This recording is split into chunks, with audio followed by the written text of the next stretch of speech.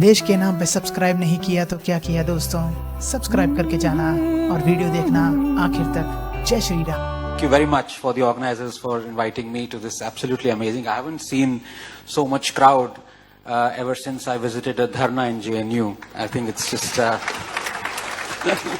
And by the way, I am from JNU, so it's actually very good that the questions would be at the end, because nowadays anybody who raises a hand, I think he or she is asking for azadi. So...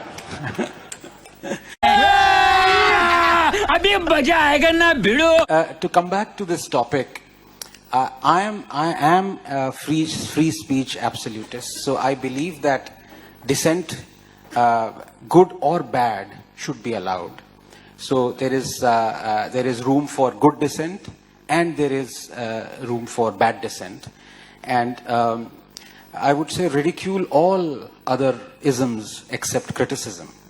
But the problem that we are seeing ever since 2014 is it's almost like a Cambrian explosion, as we call in science, as if that anything bad that has ever happened in this country, anyone who's been ever ruined, the economy, the institutions, the people, the corruption, has happened since 2014.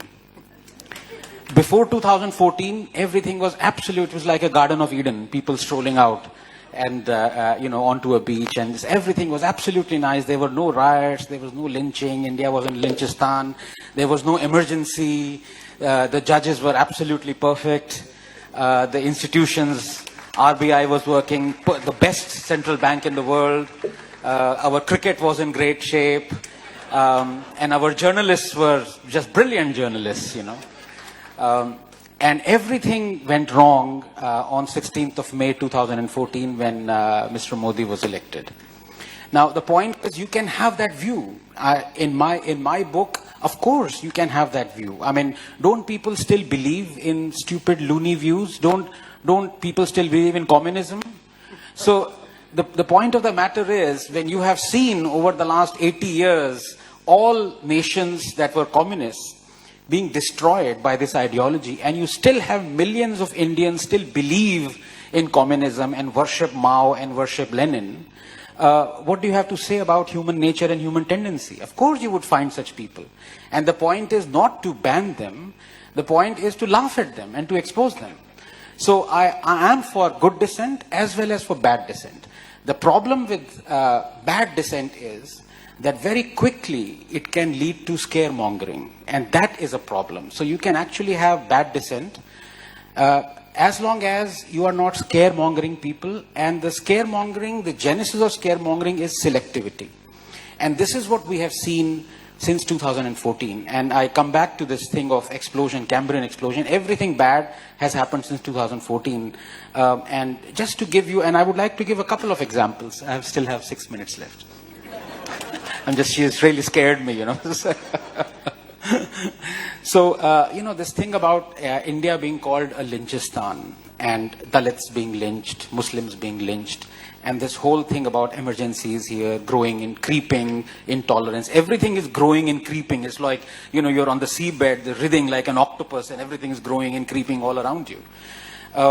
So let me give you a couple of examples, and I would love to have a show of hands here. It's a very attentive audience, which is very refreshing, coming from JNU, where half people are sleeping in the audience. Everyone knows about akhlaq, right? The person who was lynched. How many of you know about akhlaq? Could you raise your hands, please?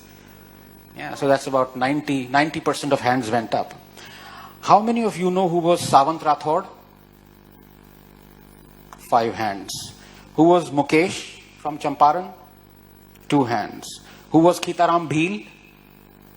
1 hand. Who was Junaid? 5 hands. Who was Farooq? 1 hand. These were people, Dalits and Muslims, who were lynched by Muslims. We don't know their names. They have been forgotten after pages of history books, but we know only akhlaq. Pause and wonder why that is so. In the last 1 year, there have been more than 100 attacks, lynchings, attempted lynchings by Muslim mobs on Muslims, on Hindus, on Dalits. They just don't appear in the news. They just slip away. There have been more than 36 attacks by Muslim mobs on Dalits, lynchings, attempted lynchings. We don't hear of them.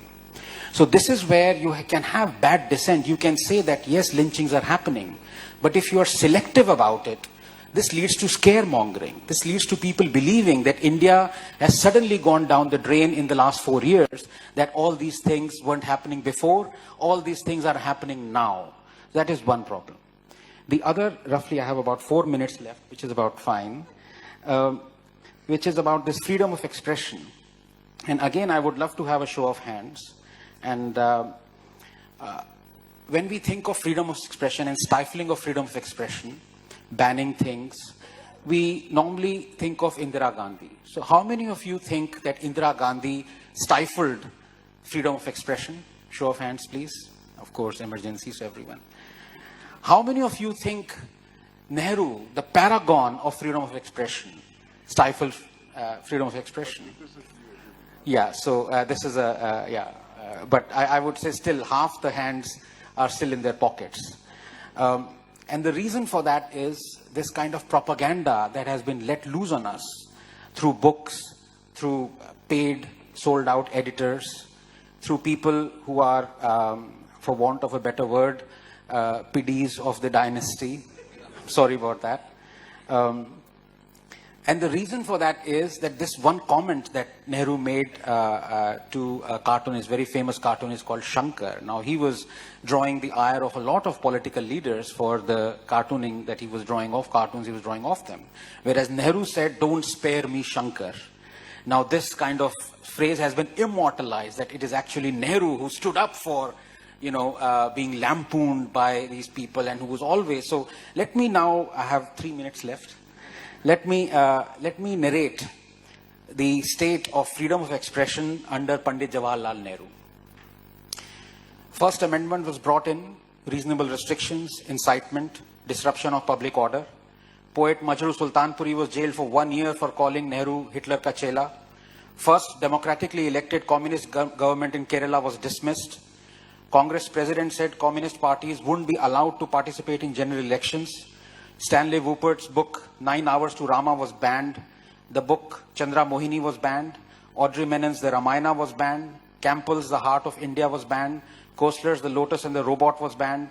Import of any newspaper that undermined friendly relations with foreign states was banned. Aziz Beg's Captive Kashmir was banned. Frischler's Aisha was banned. Bertrand Russell's Unarmed Victory was banned. Robson's 9 Hours to Rama was banned. Sardanvi's Marke Somnath was banned. Robert Taylor's The Dark Urge was banned. Selling Lady Chatelier's Lover was banned. The book What Has Religion Done for Mankind was banned. Ratmanath's Bhupat Singh was banned. Import of any obscene drawing or painting was banned. Mrinal Sen's film Neel Akshar Niche was banned. Menon's Rama Retold was banned. Tony Hagen's book Nepal was banned. The RSS organizer was censored. Its publishers prosecuted. Film Gokul Shankar was banned. Godse's Testimony was banned. Goswami's Runumi was banned. Historian Dharampal was jailed for criticizing Nehru post-Indochina war. Release of 1962 war film Bhool Na Jana was blocked. President Rajendra Prasad's speech was barred from distribution. Harmonium was banned from AIR. Draconian Press Objectionable Act was passed. Columnist Vivek was fired. His column critical of Nehru discontinued. HT editor Durga Das was fired. His column critical of Nehru discontinued. Congress leaders demanding Nehru's resignation were arrested and jailed. Ads to Times of India were discontinued for speaking against government policy. Magazine Crossroads was banned. Play Nigalene Communistaki was banned. Its actors arrested. Hindi film songs were banned from being played on the AIR. Congress demanded a ban on the iconic film Parkasathi. Film Nastik was banned. Western pop music was banned from the AIR. People's Theatre Association was banned. Play Harpida Master was banned. Film Ganga Jamuna was blocked. Sarat Chandra Chattopadhyay's play Mahesh was banned. Tagore's play Gora was banned. Balraj Sani's play Jadoo Ki Kursi was banned. Tagore's play Besarjan was banned. Pradeep's film song was deleted. 2 songs from Fir Subah Hoge were banned. Editor Prahlad Keshav Atre was jailed for writing critical article. Film Jugnu was banned. Film Jharna was banned. Under Jawaharlal Nehru. And when I asked who was more responsible for stifling freedom of expression, Indira Gandhi or Nehru, most of the hands said Indira Gandhi. This is the reason. Selectivity is going to be our bane. It is going to be the destruction of the knowledge that we are going to spread around young people. And that is why I will always have my praise for the younger generation and the social media. You are the real warriors. You are going to put all these people and all these politicians to shame. Thank you.